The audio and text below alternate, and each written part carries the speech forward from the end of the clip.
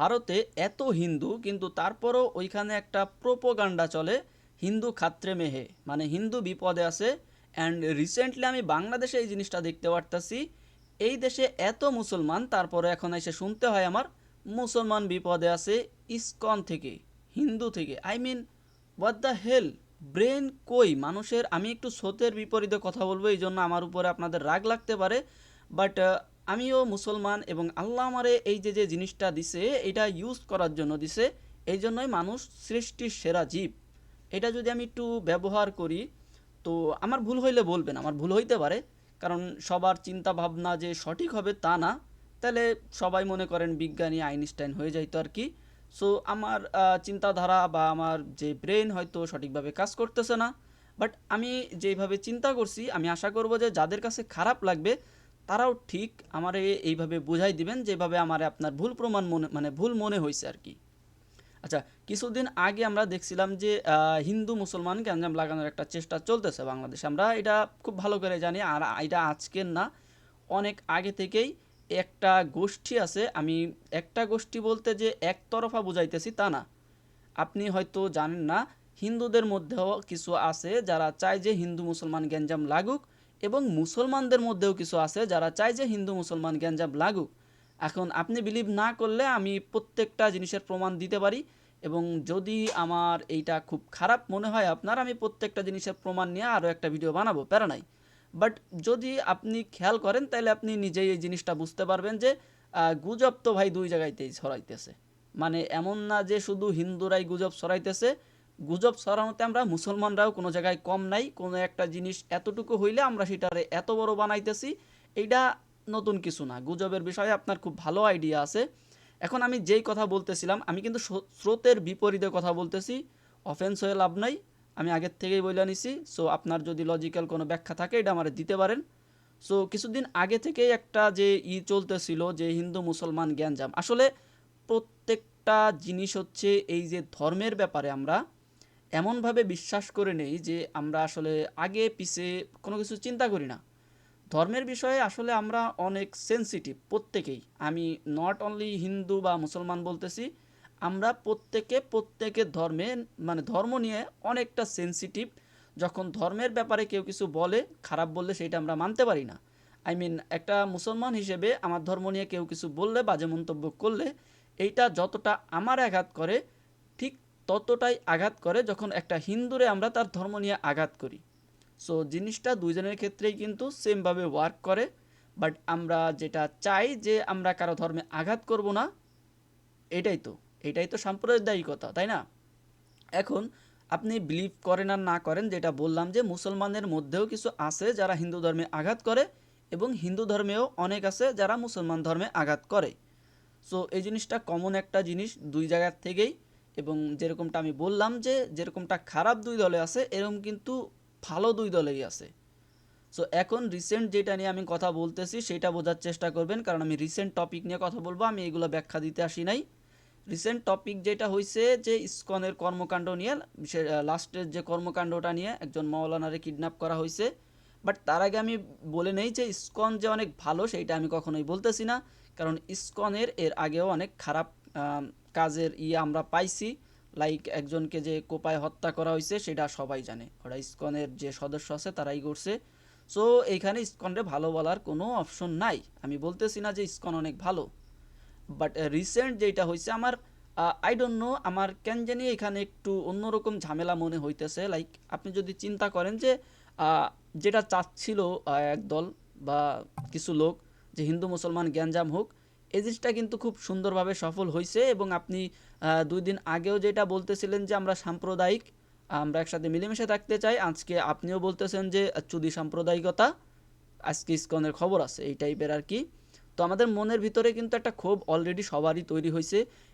আমি যদি চিন্তা করি যে আমি একটা নর্মাল, এতদিন তো চিন্তা করতেছিলাম যে না মিলেমিশে থাকবো, বাট যখন আমার ধর্মের কাউরে এইভাবে আঘাত করা হয়েছে কোনো একটা দলের নাম দিয়ে, সংস্থার নাম ইসকন অ্যাকচুয়ালি, তো সংস্থার নাম দিয়ে, তখন কিন্তু আমিও রাগ হয়ে যে বলবো যে মানে আমি কিন্তু নর্মাল, এতদিন আমি হিন্দুরে নর্মালি হেট করি না। বাট যাই হোক, আমারও কিন্তু মনের ভিতরে একটা রাগ চলে আসবে অটোমেটিক্যালি। ধর্মের বিষয়ে প্রত্যেকেই এমন ভাই, আমরা মানতে পারি না, এই জিনিসটা মানতে পারবো না অবভিয়াসলি। সো এখন চিন্তা করেন আমার মন এইভাবে ম্যানুপুলেট হয়েছে এবং বাকি আরও যারা আছে অনেকের মনই কিন্তু ম্যানুপুলেট হয়েছে। যারা এতদিন একসাথে থাকতে চাচ্ছিল তারা এখন চায় না, তারা এখন চায় যে না ভাই অনেক হয়েছে, ইসকনের এইসব কর্মকাণ্ড আর মাইনে নেওয়া যায় না। এখন যারা অ্যাকচুয়ালি হিন্দু মুসলমান গ্যাঞ্জাম লাগাইতে চাচ্ছিল তাদের জন্য এটা কত একটা বেনিফিট জাস্ট আপনি চিন্তা করেন। এখন আমি বলি কেন আমি এই কথাটা বলতেছি। দেখেন, যারা কিডন্যাপ করছিল তারা কিন্তু তারে মারে নাই। একটা জিনিস একটু ব্রেন দিয়ে চিন্তা করেন, যারা কিডন্যাপ করছিল, হোক সেইটা ইসকন, কিডন্যাপ করছিল তারা কিন্তু তারে মারে নাই। এখন বলতে পারেন মায়েরে সময় পাইলে মানে মাইরে ফেলতো না, কথায় বোঝা যায় যে তারা বলতেছিল যে যায় এইটা বলবেন, হিন্দুদের পক্ষে বলবেন, মুসলমানদের বিরুদ্ধে বলবেন, ইসকনের পক্ষে বলবেন। মানে তাদের অবভিয়াসলি ছেড়ে দেওয়ার প্ল্যান ছিল দেখেই তো বলতেছিল যে এর পরবর্তী ইনস্ট্রাকশন দিতেছিল, পরবর্তীতে আপনার কি করা উচিত, ভয় দিতেছিল আর কি। সো একটা জিনিস চিন্তা করেন, তার মানে তাদের মারার প্ল্যান ছিল না, তারা জানতো তারা ছেড়ে দিবে এবং তারা কিন্তু অলরেডি নিজের যে দল এ বিষয়টা কিন্তু তারা বোঝাই দিছে। ব্যক্তিগত পরিচয় না দিলেও তারা কিন্তু তাদের দলের পরিচয় অবশ্যই দিছে কথাবার্তার মাধ্যমে, যেহেতু বলছে যে ইসকনের পক্ষে বলতে হবে, ইসকনের বিপক্ষে বলা যাবে না। তার মানে দলীয় পরিচয় বোঝা যাইতেছে, তাই না? তো একটা জিনিস খেয়াল করেন, আমি আমার দলীয় পরিচয় দিতেছি, আমি লোকটাকে ছেড়েও দিব। এবং আপনার কি মনে হয় যে মুসলমান একটা রাষ্ট্রে যেখানে এত মুসলমান 70% প্রায়, এই লোকটাকে ছেড়ে দেওয়ার পরে সে যে কি আমার কথা মতন চলবে?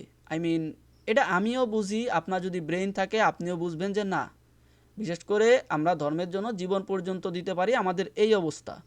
এটা আমি বুঝতেছি, ওরা বুঝতেছে না যে একজন মৌলানা সে কি আমার কথা মতো চলবে?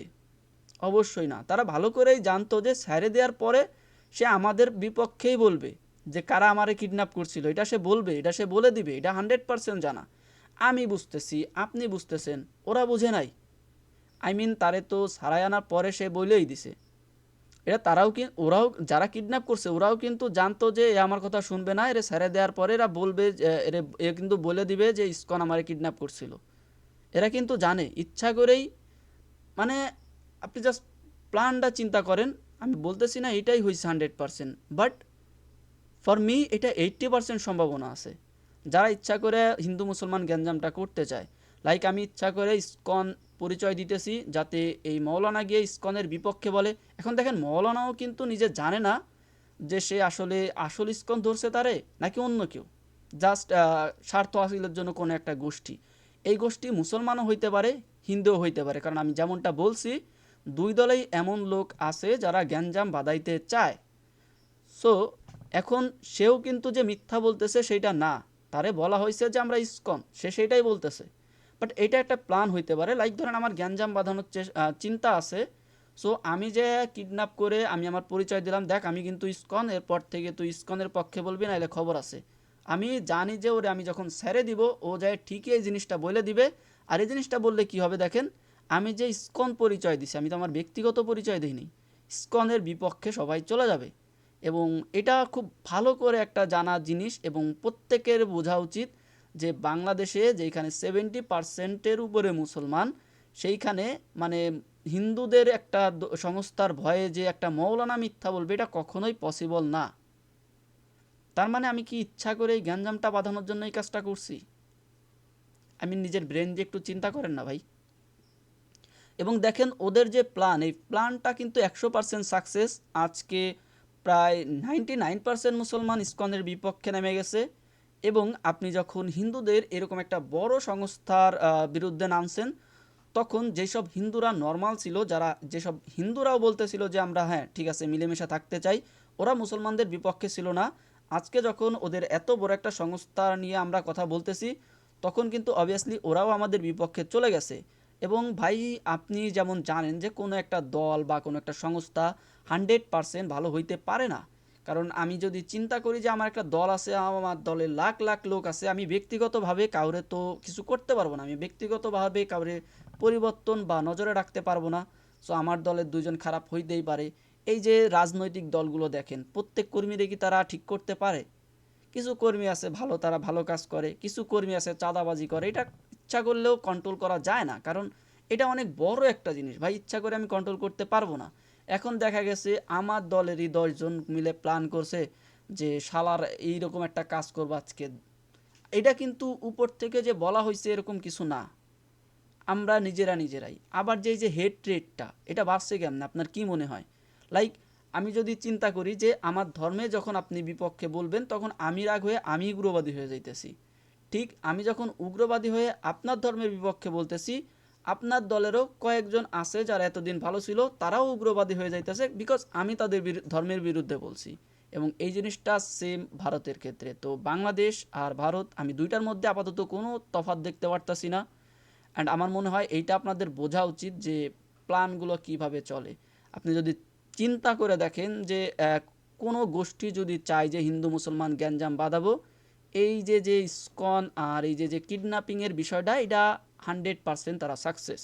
আমার মনে হয় এতটুকু আপনাদের বোঝার জন্য যথেষ্ট। বাট না বুঝলে প্যারা নাই, আবার বুঝাবো।